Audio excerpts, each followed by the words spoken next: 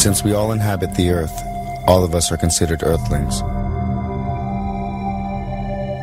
There is no sexism, no racism, or speciesism in the term Earthling. It encompasses each and every one of us, warm or cold-blooded, mammal, vertebrate or invertebrate, bird, reptile, amphibian, fish, and human alike. Humans, therefore, being not the only species on the planet, share this world with millions of other living creatures as we all evolve here together. However, it is the human Earthling who tends to dominate the Earth, oftentimes treating other fellow Earthlings and living beings as mere objects. This is what is meant by speciesism. By analogy with racism and sexism, the term speciesism is a prejudice or attitude of bias in favor of the interest of members of one's own species and against those of members of other species. If a being suffers, there can be no moral justification for refusing to take that suffering into consideration. No matter what the nature of the being, the principle of equality requires that one's suffering can be counted equally with the like suffering of any other being.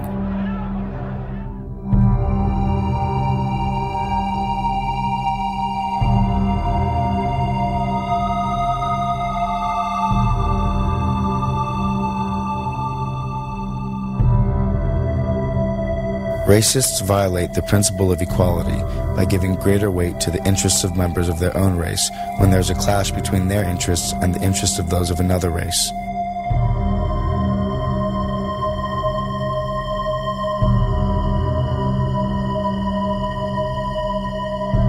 Sexists violate the principle of equality by favoring the interests of their own sex.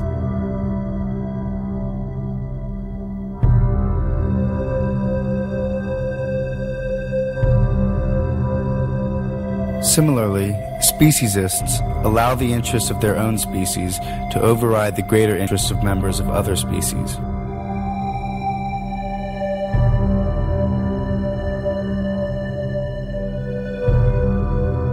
In each case, the pattern is identical.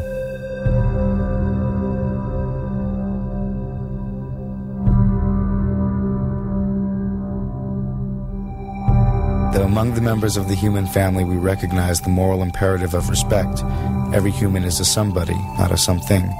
Morally disrespectful treatment occurs when those who stand at the power end of a power relationship treat the less powerful as if they were mere objects.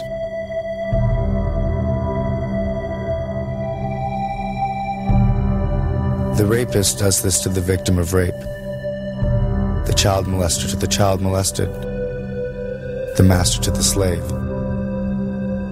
In each and all such cases, humans who have power exploit those who lack it. Might the same be true of how humans treat other animals or other Earthlings? Undoubtedly there are differences, since humans and animals are not the same in all respects. But the question of sameness wears another face. Granted, these animals do not have all the desires we humans have. Granted, they do not comprehend everything we humans comprehend. Nevertheless, we and they do have some of the same desires and do comprehend some of the same things. The desires for food and water, shelter and companionship, freedom of movement and avoidance of pain. These desires are shared by non-human animals and human beings.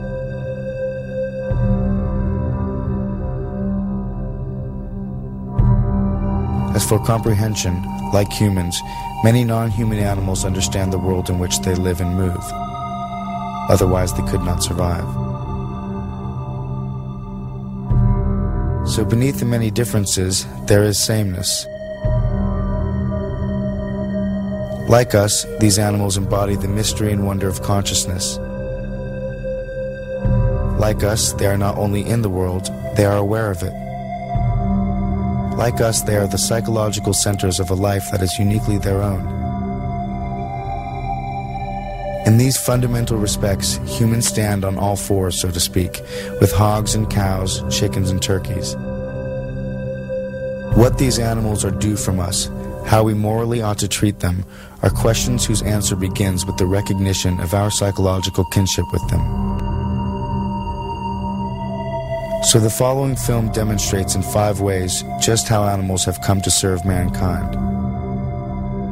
Lest we forget.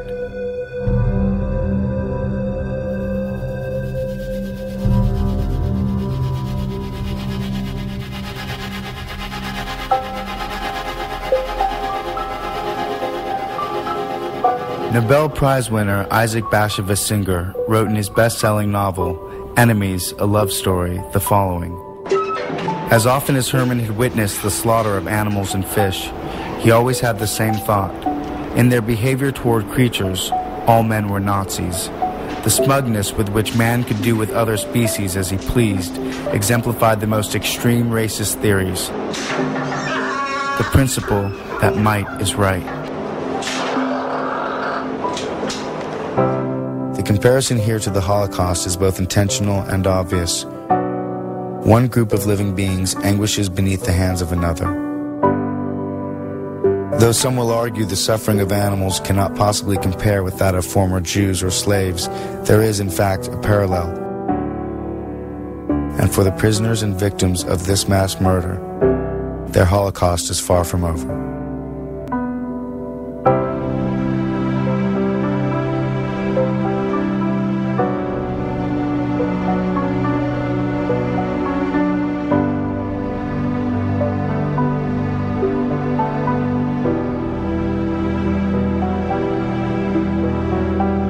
In his book, The Outermost House, author Henry Beston wrote, "We need another and a wiser and perhaps a more mystical concept of animals.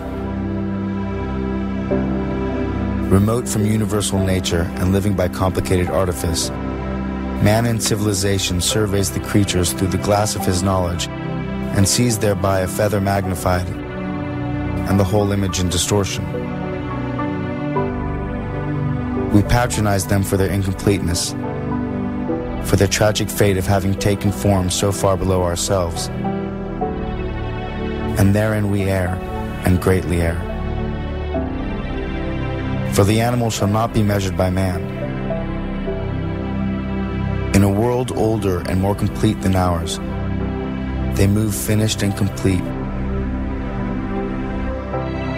gifted with extensions of the senses we have lost or never attained.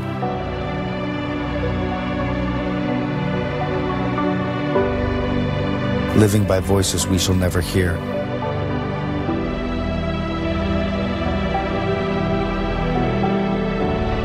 They are not brethren. They are not underlings. They are other nations, caught with ourselves in the net of life and time, fellow prisoners of the splendor and travail of the earth." Some uneducated persons pretend to know that less intelligent animals don't feel pain the same way we do. In truth, we know very little about how specific animals may feel,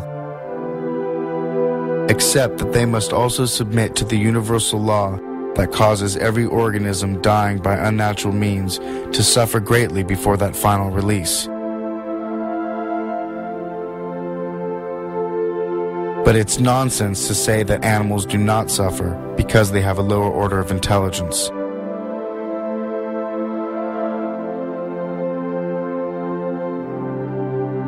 Pain is pain, conveyed by nerves to the brain,